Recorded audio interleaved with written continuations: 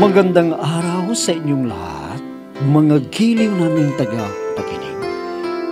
Muli po mga kaibigan, narito na po ang pagpapatuloy at ikalimang yugto. Nagliham kasaysayan na pinadala ni Orly dito sa ating dula. Love and Memories.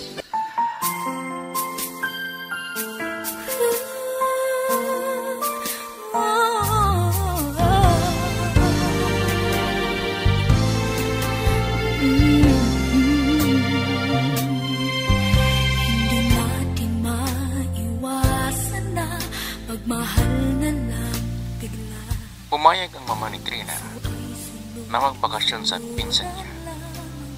Kaya alam ko na sasabihin din niya kay Arnel ang pinuntahan ni Trina.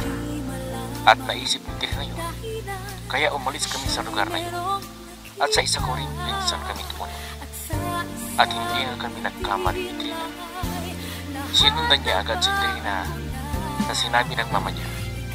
Kaya bigo siyang umuwi at isinumbong na wala doon si Trina. At di rin makontak ng mama niya dahil nagpalit ng number.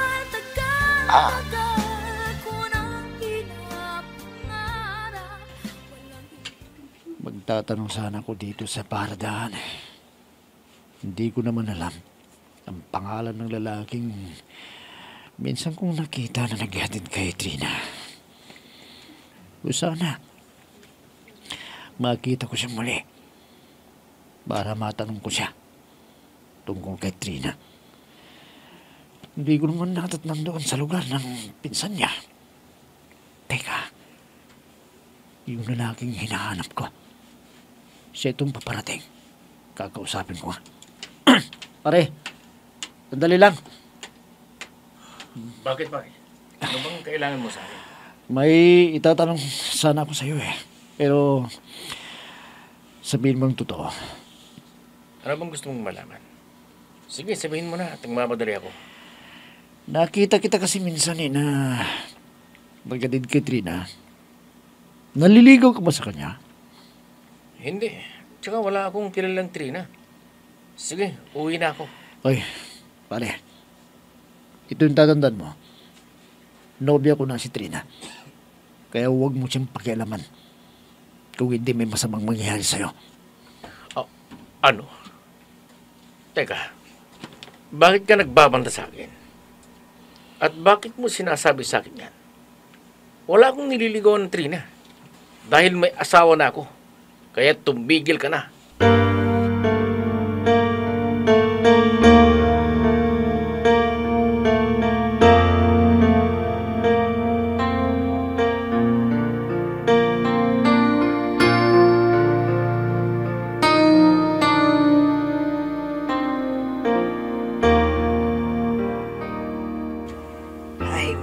Naman anak at naisipan mong umuwi. Abay, nag-aalala na rin ang itay mo sa'yo. Saan ka ba nagpunta, ha? Di ba nagpaalam ako sa inyo na may sasamahan akong kaibigan? At alam niyo, may hinahanap akong permanenteng trabaho. Kaya tuwing katapusan na lang ako dadalaw dito sa inyo. Ganun ba? Sana naman, magtino ka na. Mag-ipon ka. At humanap ka ng babaeng mamahalin mo at gustong pakasal sa iyo. Opo, inay. Mangyayari lang sinasabi ninyo. Gagawin ko po yan para hindi na kayo magka-problema sa akin. Siya nga pala. Ito po, may iiwan po ako sa inyo na pera na panggastos ninyo. Aba, ilang araw ka lang nawala. May pera ka na kaagad. Anak, ano bang klaseng trabaho ang sinasabi mo? Baka naman pumasok ka na sa pagbibenta ng droga. Naku, inay. Hindi po. Kundi isa akong bodyguard ng isang mayamang anak ng negosyante. Ha? Totoo ba yan? Basta huwag kang magtrabaho sa mga sindikato dahil manganganib ang buhay mo dyan. Opo, inay. Malinis itong trabaho na pinasok ko. Kaya ipanatag ninyo ang inyong kalooban. Dahil legal ang trabaho ko.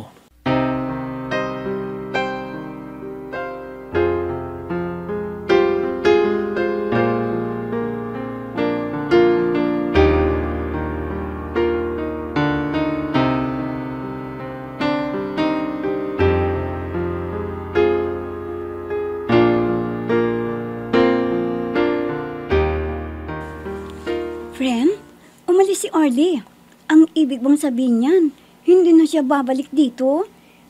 Kwan, magmamanman lang doon sa lugar natin. Kung makita si Arnel na nagpupunta doon sa bahay namin. Alam mo, friend, sigurado na nag-aalala na ang mama mo dahil hindi kanya makontak. Kasalanan din niya ni Mama. Dahil paano kasi, kinakampihan niya si Arnel kahit sinabi ko na wala na akong pagmamahal. At tingnan mo naman ang ginawa ni Mama. Sinabi niya kay Arnel kung saan ako nagbakasyon. Buti na lang kamot, nakaalis na tayo bago dumating si Arnel doon. Oo nga, no? Hindi na yata pinapansin ng mama mo kung magiging masaya ka o hindi kay Arnel.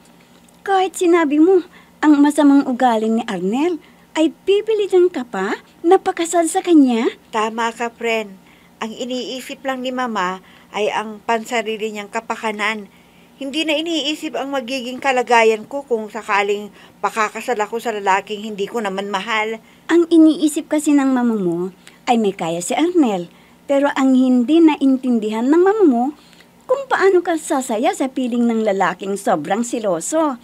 Kaya hindi kita masisisi kung magtago ka kahit sa mama mo.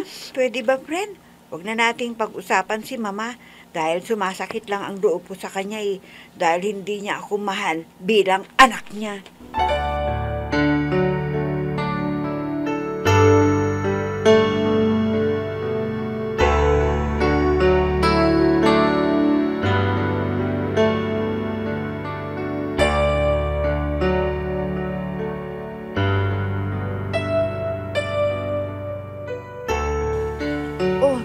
Kumusta naman ang pagpunta mo dun sa lugar natin?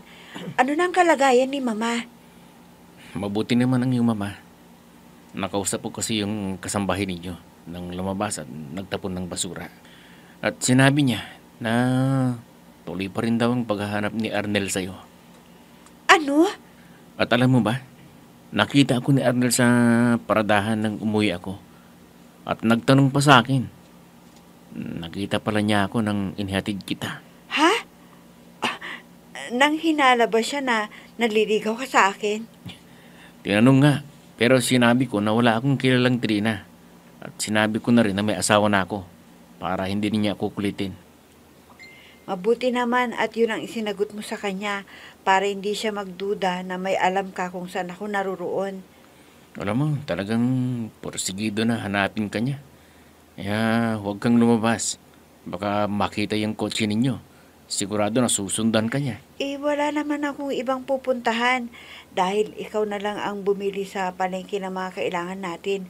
Pero mag-ingat ka rin, ha? Oo, Trina. Siyempre, may mga magulang din ako na umaasa rin sa akin. Kailangan ko rin silang suportahan. Pag hindi na kaya ni Itay ang magtrabaho. Pero binibigyan ko rin sila ng perang ibinibigay mo sa akin. Minsan ng isang simpleng ngiti ay mayroong dala, isang tapat na hangarin at pangakong dakila. Hindi man ito pinapansin, minsa'y babalik. Ano na lang ang gagawin natin, ma'am? Hindi pa rin ninyo alam kung saan talaga naroon si Trina. Quad Artel, hayaan muna natin siya. Siguro, nag-iisip na mabuti ang aking anak. Kailangan niya muna ng pahinga. Alam ko na di rin niya ako matitiis. Sige po, ma'am. Basta tumawag siya sa inyo. Kunin niyo agad ang number. At tanungin ninyo kung nasaan siya. Oo, Ardel. Talagang gagawin ko yun. At sabihin ko sa kanya na dalawin niya ako para makita mo rin siya. Tayong dalawa ang pupunta. Basta ka maging kalmado ka lang, ha? Opo, ma'am. Kayo lang po kasing pag-asa ko para makita ko muli si Trina. Hindi rin siya magtatagal na magbabakasyon. Alam naman niya na wala kong kasama rito. At lagi kong sinasabi na huwag niya akong iwanan. Ganun po ba, ma'am? Sige po. Maghintay na lang ako sa pag-uwi ni Trina. At kumbinsihin niyo siya kaagad na magpakasal na kaming dalawa. Oo, Ardel, huwag kang mag-alala. Ikaw lang ang dapat na maging asawa ni Trina. Wala nang iba. At sana, huwag mo siyang saktan at mahalin mo siya habang buhay.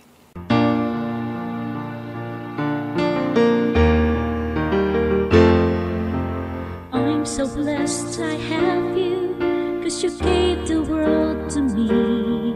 You're my inspiration, the perfect one in my life forever. You make my life complete. Friend, nag-iisip ka na naman dyan ah. Parang ang lalim yata. Ano bang problema?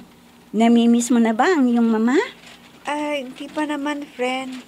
Kaya lang, ano nang mangyayari sa akin kung hindi rin tayo magtatagal dito? Nahihiya na ako eh. Bakit mo iisipin yan? Mabuti nga at wala nang nagkukulit sa iyo na magpakasal sa kanya. Anong gusto mo? Uuwi ka na? Anak ko, hindi ah. Ayoko na sa Arnel na yon. Hanggang hindi pa nagkakasal si Arnel, hindi ako uuwi sa amin. Yun naman pala eh.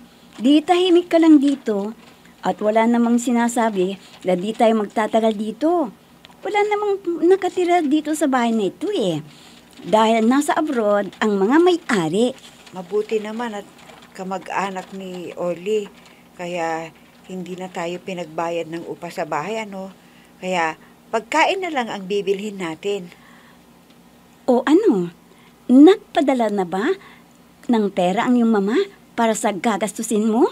Oo naman. Alam mo, linggo-linggo ang padala ni mama sa akin. Mabuti naman para may papasahod ako kay Orly dahil sinabi ko na magiging bodyguard ko at ipinaalam sa magulang na may trabaho siya. Ay naku, dapat lang no. Siyempre, isinama mo siya. O may trabaho siya dun sa lugar natin. Di masasayang ang oras niya kung di siya magsasahod sa iyo. Iniisip ko rin ang kalagayan niya kasi. Kaya kinuha ko na magtrabaho sa akin bilang bodyguard. Buti ka mo at pumayag siya. Kung hindi, magkakaproblema tayo kung wala tayong ibang lugar na pagtataguan.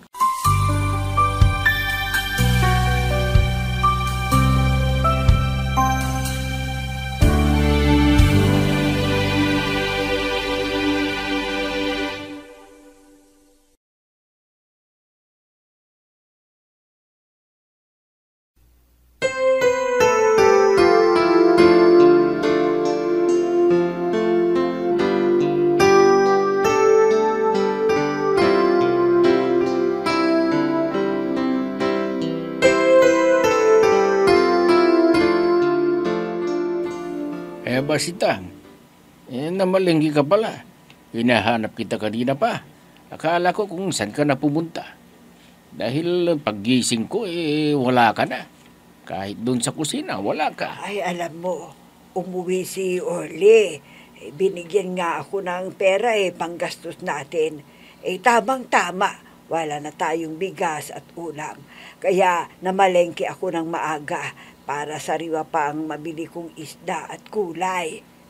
Mabuti naman at namalinggi ka sitang. Dahil ilang araw nang hindi ka nagluto ng gulay at isda. Papaano kasi? Paano ako magluluto? Wala nga tayong perang pambili. Dahil naubos na yung ibinigay mo sa akin noong nakaraang linggo. Sana sinabi mo kay Orly. Pag nagsweldo, bigyan naman tayo. Yun nga ang sinabi niya. Dahil nakita naman niya ang ating kalagayan. Maraming kailangan na bilhin na kailangan natin dito sa bahay. At tinanong kung may trabaho ka. Ang sabi ko, padalang na kayo magkaroon ng kontrata ng kumpare mo. Kaya tuwing sweldo ay uuwi dito. Mabuti kung nagtino yung Orly na yun. At naisip niya na tulungan tayo sa ating pamumuhay. Kung hindi, baka mamatay tayo sa gutom. Ngayon na hindi na ako mag-aalala para sa ating kakainin. I'll be with you for the rest of my life. From the bottom of my heart I will. I'll always be with you.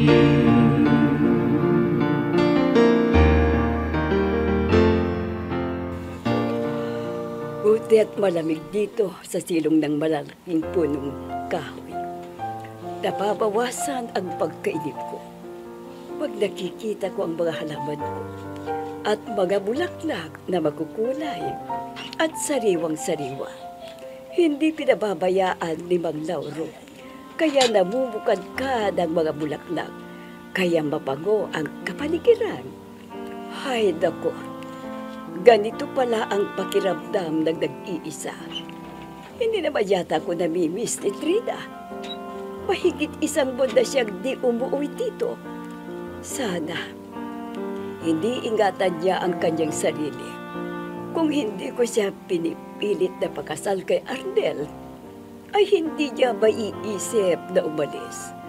Kaya sa pag-uwi niya dito, kung ano ang gusto niya, hahayaan ko na lang. Ayokong maging malungkot ang buhay ni Trina. Mahal ko ang aking anak. Kaya, kung anong gusto niya, susundin ko na lang siya. At hindi maaaring hindi niya ako dadalawin dito. Sana, maisip na rin na umuwi ng aking anak. Dahil nalulungkot ako pag hindi ko siya nakikita. Sana naman, hindi niya pabayaan ang kanyang sarili. At huwag nang isipin si Arnel. At ako nang bahalang kumausap sa kanya. Sana, umuwi ka na, anak.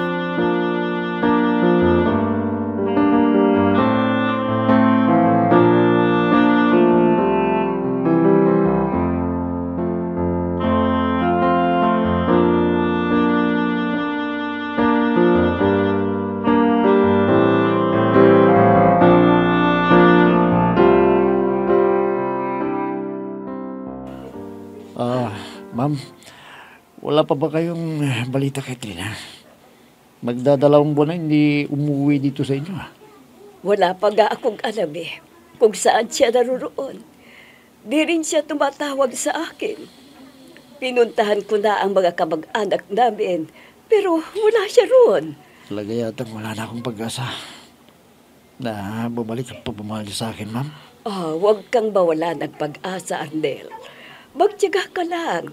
Baka sakali na umuwi siya. At saka mo kausapin na mahinahon para bumalik sa iyo. Namimiss ko na si Trina, ma'am. Parang hindi ko kang mabuhay kung hindi ko siya makikita. Kailangan ko siyang hanapin, ma'am. Kahit sang sulok ng mundo. Arnel, huwag ka sanang magmadali, ha. Maghintay ka lang. Baka sa bandang huli ay maaawa rin siya sa iyo at mamahalin ka uli. Oo, yun ang itanim mo dyan sa isip mo. Alam ko kung nahintay mo siya, sigurado na babalik sa iyo ang kanyang pagmamahal.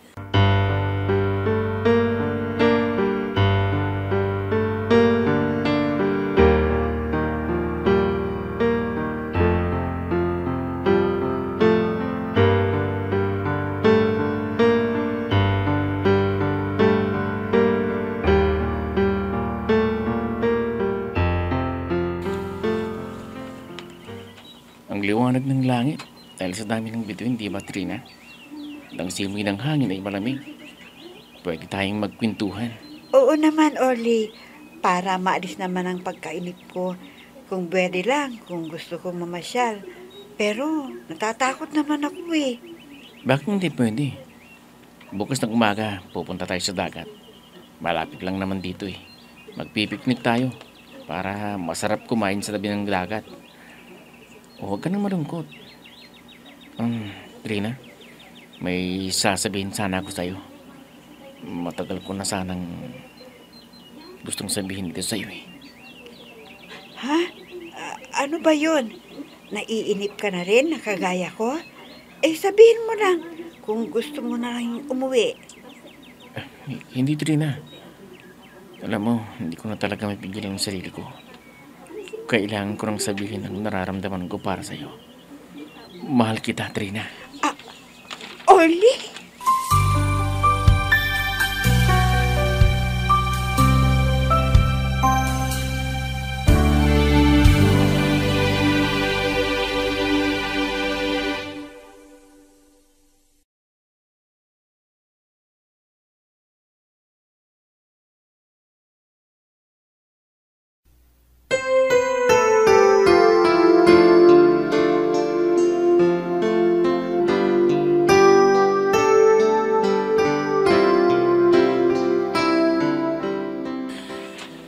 Magkakaroon kaya ng relasyon sina Orly at Trina?